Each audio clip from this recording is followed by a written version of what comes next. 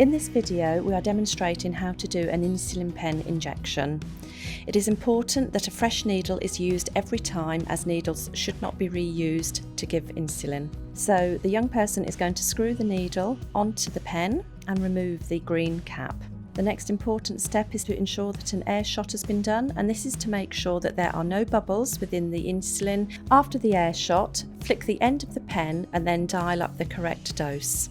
The insulin should then be injected into the appropriate area, and it is important that it is kept in for 10 seconds. This is to ensure that all the insulin is delivered correctly.